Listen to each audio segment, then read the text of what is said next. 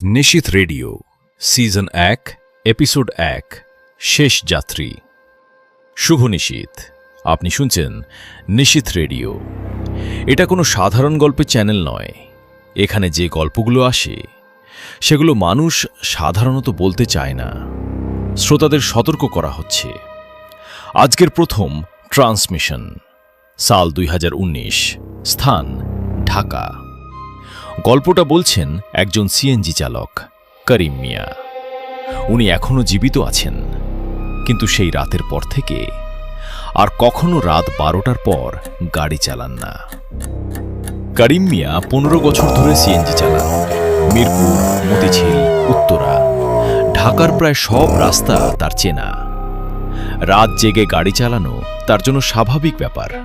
সংসার বড়, টাকার দরকার, তাই রাত ২টা-৩টা পর্যন্ত চালানো কোনো সমস্যা ছিল না। ২০১৯ সালের মার্চ মাস, রাত তখন প্রায় ২:৩০। করিম মিয়া গাবতলী থেকে খালি গাড়ি নিয়ে ফিরছিলেন। শেষ যাত্রীকে নামিয়ে দিয়েছেন মিনিট ২০ আগে। বাড়ি ফেরার পথে মিরপুর এক গোল চত্বরের কাছে এসে ভাবলেন, আরেকটা ট্রিপ নিলে ক্ষতি কি? তখনই তিনি দেখলেন একটা মেয়ে দাঁড়িয়ে আছে, সাদা সালোয়ার কামিজ। মেয়েটা একা, রাত ২:৩০। করিম মিয়া জিজ্ঞেস করলেন, কই যাবেন আপা? মেয়েটা মাথা তুলে তাকালো। বয়স ২০-২২ হবে। মুখ ফ্যাকাশে, চোখে কোনো তাড়া নেই, কোনো ভয় নেই, শুধু অস্বাভাবিক শান্ত। মিরপুর ১০। মেয়েটা উঠে বসল পেছনের সিটে। গাড়ি চলতে শুরু করল। করিম মিয়া রিয়ার ভিউ মিররে তাকালেন। মেয়েটা সোজা সামনে তাকিয়ে আছে, জানলার দিকে নয়, ফোনের দিকে নয়, শুধু সামনে। রাতের মিরপুরের রাস্তা প্রায় ফাঁকা, মাঝে মাঝে শুধু রিকশা আর ট্রাকের আলো। সাধারণত এই সময় রেডিওতে গান চালান করিম মিয়া, কিন্তু সেদিন কেন জানি রেডিও চালালেন না। গাড়ির ভেতরটা অস্বাভাবিক চুপচাপ। মিরপুর ১০-এর কাছাকাছি এসে মেয়েটা বলল, ভাই, একটু সামনে যাবেন? বাসার সামনে নামব।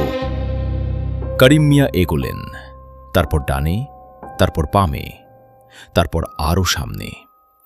রাস্তা ধীরে ধীরে সরু হয়ে আসতে লাগল। আলো কমে গেল। দুপাশে পুরনো ভাঙা দেয়াল, বন্ধ দোকান।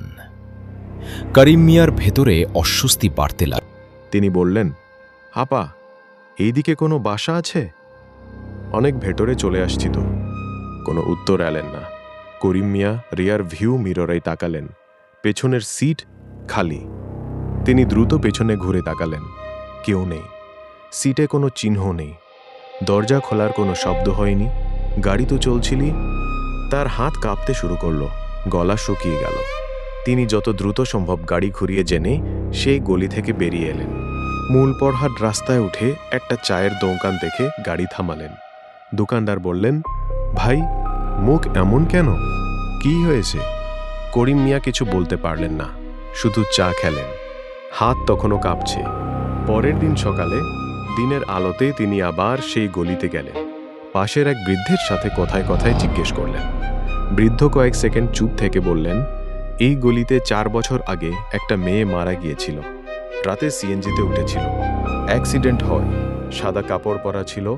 করিম মিয়া যখন আমাদের সাথে কথা বলছিলেন বারবার একটা কথাই বলছিলেন, মেয়েটা যখন গাড়িতে উঠেছিল দরজার শব্দ হয়েছিল, কিন্তু নামার সময় একবারও কোনো শব্দ হয়নি। এই ছিল নিশীথ রেডিওর প্রথম ট্রান্সমিশন। আপনারা কেমন অনুভব করলেন কমেন্টে জানান। পরের গল্প আসছে আরও গভীর রাতে। যতক্ষণ না আবার কথা হচ্ছে, সাবধানে থাকুন। রাতের রাস্তায় শেষ যাত্রী নয়, এন্ড অফ ট্রান্সমিশন।